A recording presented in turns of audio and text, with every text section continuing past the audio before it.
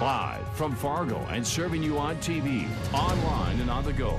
This is Valley News Live 10 at 10. We begin tonight with a Valley News Live exclusive interview. Good evening, everyone. Thanks for joining us. These are very difficult times for the people living in and around Blanchard, North Dakota, after carbon monoxide claimed the lives of 4 people.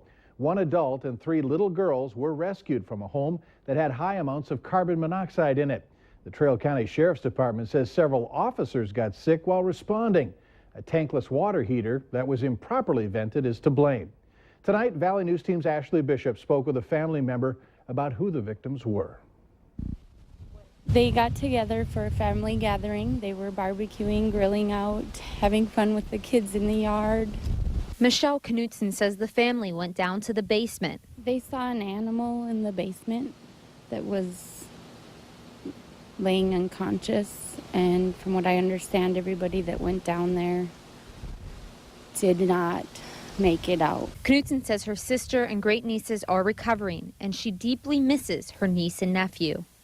Megan loved her horses, loved her babies more than life itself.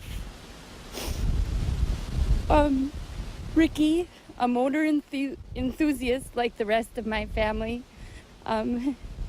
he was giving motorcycle rides to the kids that day.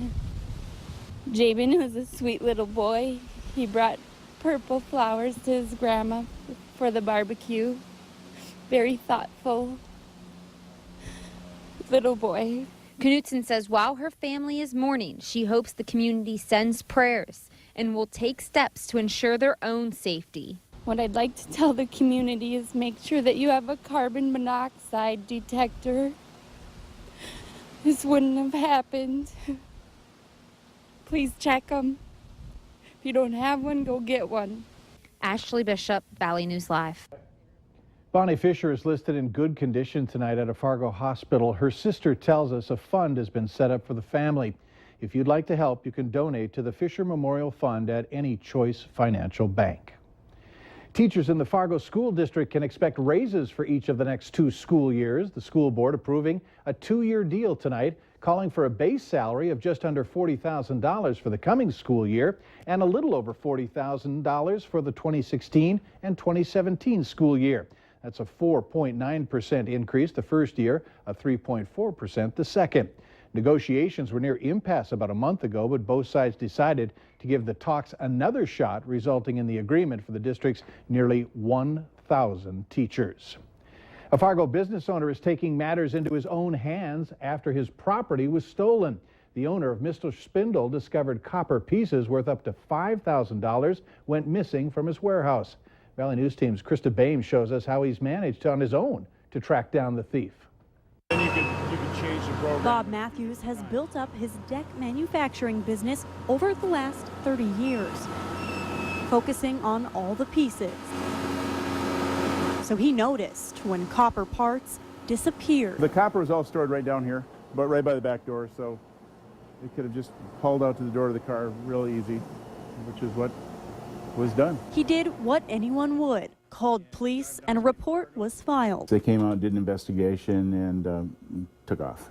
And I figured that'd be the last we heard of the whole deal. But that wasn't the end of it. Bob deciding to track the thief down himself. They offered a reward of $1,000 for information, leading to the arrest of whoever did this. And it worked.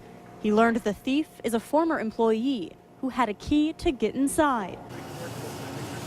The pieces started to fall into place since Matthews knew the suspect had been in trouble with the law. Sometimes you pick them up from jail, sometimes you haul them back. From there, Matthews found and confronted the thief. Hey, Chuck, what do you want to do about all the copper?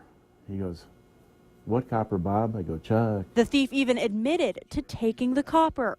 Matthews then called police. But by the time they arrived, the thief ran. Matthews even tracked down the stolen copper to a local salvage yard. They took me out into the bale of copper and showed me my smashed up copper. With these pictures and the thief's signature as proof, police had what they needed. And maybe when he's in jail, I'll hire him and he can come out here and help work his fines off. You would rehire him after stealing all that copper? He's not a bad guy, he's just a dumb guy. Krista Baim, Valley News Live. Authorities are working on an arrest warrant in the stolen copper case. We're told the alleged thief is a 41-year-old man with another warrant in Minnesota for a narcotics charge. Minnesota Governor Mark Dayton is highlighting a recent train collision in St. Paul Park to call for more rail safety funding in a special session.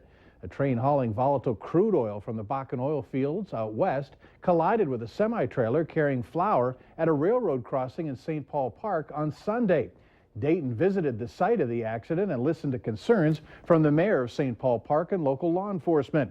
The governor is asking lawmakers to increase a $5 million appropriation for rail-grade crossing improvements the legislature passed in May. The Dayton administration says Minnesota has more than 4,000 rail route miles used by 20 different railroads, which actually more than 1 trillion tons of freight through the state. By 2030, rail traffic in Minnesota is projected to grow 25 to 40%. A longtime downtown Grand Forks eyesore could soon be getting a makeover. Dakota Commercial and Development has proposed tearing down this block of dilapidated rental housing near downtown and replacing it with a new 70-unit traffic apartment building. In order to do the deal, Dakota Commercial is seeking a property tax break that would save them over $80,000 a year. City meetings in July are expected to iron out all the details of the $10 million deal. It's going to be a little tough getting around on Main Avenue in West Fargo. The final phase of the Main Avenue project is ready to start. It'll be 2 parts, one this summer and the one next summer. During work, the north side of Main Avenue will be closed and traffic will be down to 1 lane in each direction on the south side of the road. Then they'll switch traffic over to the south side portion until that's finished. Originally, planners had trouble getting a contractor for part of the project, but after making some changes, they indeed secured a contractor. The Fargo Park District is looking at all options when it comes to dealing with a beaver issue. Beavers are whittling down old trees that keep soil intact, trees that Park District officials say are too big for the beavers to use. Recently, a petition drive was started pushing for non-lethal beaver management options like wrapping trees. So far, about 57,000 signatures have been gathered, but the parks director says protecting trees as the only option is not possible. Wrapping trees with a wire, wrapping trees or painting trees, that's fine for a residential property where you might have, 1 to 10 trees. We've got miles of river property. The Park District plans on trapping the beavers. That would start this fall or next spring. They're talking with the Humane Society this week about all options of management. Valley